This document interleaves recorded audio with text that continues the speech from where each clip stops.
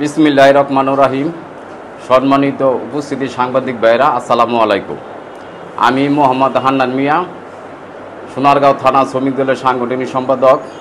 আমি দীর্ঘ 17-18 বছর আজহারুল ইসলাম মান্নান ভাইয়ের নেতৃত্বে আমি সক্রিয় রাজনীতি করতেছি।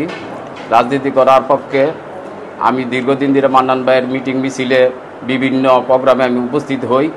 আমাদের 5 নং ওয়ার্ড আল মুজাহিদ মল্লিকের এই ওয়ার্ডের পাশের ওয়ার্ড, আমাদের ওয়ার্ডে মান্নান ভাই একটা শক্তিশালী বলয় তৈরি করছে। আমরা কয়েকজনের নেতৃত্বে দিয়ে এখনও মান্নান ভাই কোনো বিকল্প নাই। এই বিকল্প ভাঙার জন্য আল মুজাহিদ মল্লিক সভাপতি সাহেব তার মান্নান ভাইয়ের প্রতি হিংসায় পরায়ণ হইয়া আমাদের বারবার আক্রমণ করে। 5 তারিখে যখনই স্বৈরাচারী শেখ হাসিনা পতন হইল, পতনের পর আমরা যখন বিজয় মিছিল দিলাম, তখন আমাদের দুই গ্রুপের মধ্যে একটা সংঘর্ষ তৈরি হয়। পরবর্তী সময় মুজাহিদ ভাই কিছু লোকজন নিয়ে আসিয়া আমার ব্যবসা প্রতিষ্ঠানে হামলা চালায়। তিনি নিজে উপস্থিত ছিলেন। আমি তার কাছে উনি আমারে ফোন দিছিল যে হান্নান, তোমার ঘটনা যারা ঘটছে এটা আমি সুষ্ঠু বিচার করব। তানি বিচারটা আমি কী করলো, যারা ঘটনা ঘটাইলো এই আব্দুল রহিম উনার নেতৃত্বে আমার এই ব্যবসা প্রতিষ্ঠানটি ভাঙচুর করলো। তানি কী করলো, বিচারের নামে তাকে তার প্রমোশন দিল, উনি তার এপিএস হিসাবে নিয়োগ দিল। তো আমি কি বিচারটা পাইলাম? আজও পর্যন্ত স্থানীয় আমার এই বিচারে কোনো শুরু করে নাই। পরবর্তীতে মনে করেন যে আমি মান্নান ভাই রাজনীতি করতে পরে এই রহিম তানি পিএস হওয়ার পর এতই ব্যবহার হয়েছে যে সারা জামপুর ইউনিয়নে তার এই মুজাহিদের মল্লিকের পিএসের এই পাওয়ারে মনে হয় যে পুরা যারা বিএনপি, আমরা দীর্ঘদিন ধরে যারা বিএনপি থেকে বিএনপি ছিল, তারা অত্যাচারিত হইতেছে। তারা মনে করেন তার দাফটে তারা এখন বিএনপি থেকে সরে যাওয়ার চিন্তা ভাবনা করছে। তার এই অপকর্ম এমনকি আমাদের এই 5 তারিখে পরে আমার কাছে বিভিন্নভাবে টাকা পয়সা দাবি দেওয়া করে। আমি বিএমপি করি, হ্যাঁ বিএমপি করি, আমি কি বিএমপি হারে আমি টাকা দিব?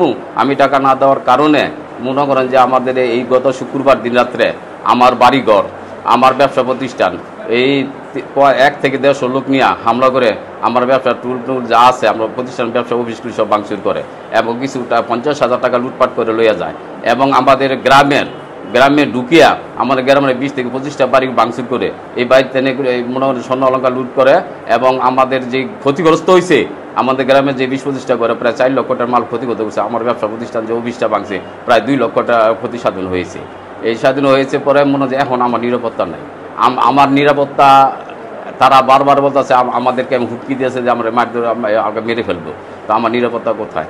আমি আপনাদের মাধ্যমে আমি জেলা বিএনপির যারা দায়িত্বপ্রাপ্ত আছে কেন্দ্রীয় নেতৃবৃন্দের কাছে আপনাদের মাধ্যমে জানাতে চাই যে আমার নিরাপত্তার জন্য আপনারা এগিয়ে আসুন। আমি উপজেলা যারা শীর্ষস্থানীয় নেতৃবৃন্দ আছে আপনাদের মাধ্যমে তাদেরকে জানাতে চাই যে আপনারা আমার পরিবার, আমার গ্রাম, আমার ব্যবসা প্রতিষ্ঠান এগুলি নিরাপত্তার জন্য আপনারা একটু এগিয়ে আসুন। আর নাইলে আমি এই দীর্ঘদিনের রাজনীতি যে করতেছি, আমি 91 বছরে প্রথম ভোটার হয়েছি।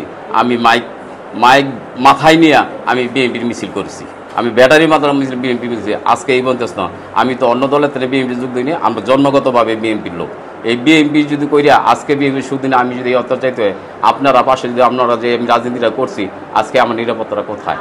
আপনারা আমার নিরাপত্তা দেন। এই আল মুজাহিদ মল্লিকের এই পিএস হিসাবে নিয়োগ পাওয়ার পরে এই রহিম আমাদের রানিং মেম্বার মোতালিবের কাছ থেকে একটা বাইক চাঁদা হিসাবে দাবি করছে। এই রহিম হাত থেকে নারীর কোনো কেলেঙ্কারি বাদ নাই যে নারীরা নিরাপদ না।